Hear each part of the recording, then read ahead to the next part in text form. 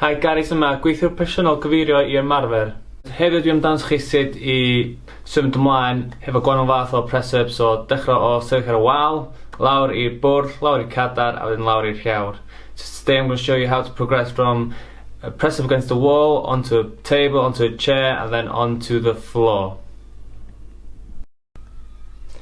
So, yr exercise gyntaf dwi amdano chi ydy erbyn y wal.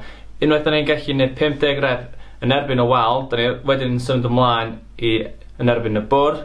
So unwaith da ni'n hynna, da ni'n mynd 50 eto. Unwaith da ni'n mynd lawr i'r cadar, mae'n mynd lawr i 50 eto.